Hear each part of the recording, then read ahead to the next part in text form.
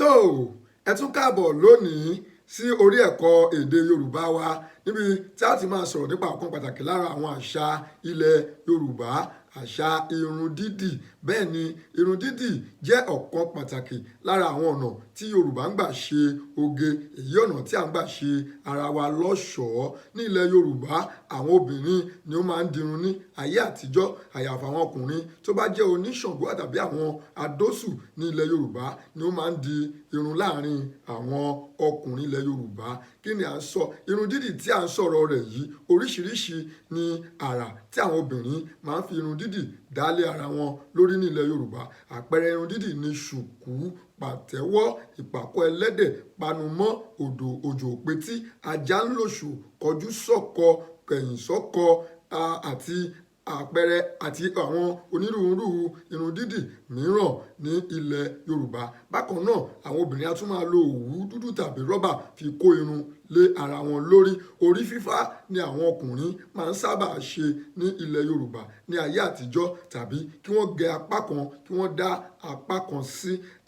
Kí ni à ń wí? A wí pé irun dídì jẹ́ ọ̀kan pàtàkì lára àwọn àṣà ilẹ̀ Yorùbá. Ara àwọn ọ̀nà tí à ń gbà ṣe ara wa lọ́ṣọ̀ọ́, oge ṣíṣe ni irun dídì jẹ́ láàrin àwọn Yorùbá. Àti wípé àwọn obìnrin ni ó máa ń sábà di irun ní ilẹ̀ Yorùbá. Irun dídì jẹ́ ohun pàtàkì tí ó máa ń fi ìyàtọ̀ hàn láàrin obìnrin àti ọkùnrin ilẹ̀ Yorùbá. A dárúkọ àwọn àpẹẹrẹ irun dídì bíi ṣùkú, pàtẹ́wọ́, kòròbá, ìpàkọ́ ẹlẹ́dẹ̀, òjò òpetí, ajá ń lòṣò àti àwọn mìíràn. Ǹjẹ́ kò ní ju báyìí lọ lónìí lórí ẹ̀kọ́ èdè Yorùbá wa. Ẹ̀yin lè fẹ́ kọ́ èdè Yorùbá síwájú sí i. Ẹ lè yẹ̀ wá wò tàbí kẹ́ ẹ tẹ̀lé wa lórí àwọn ẹ̀rọ ayélujára wa lórí Instagram àti Yorùbá Clinic, lórí Facebook Yorùbá Clinic, lórí YouTube Yorùbá Clinic TV, lórí Twitter Yorùbá_clinic.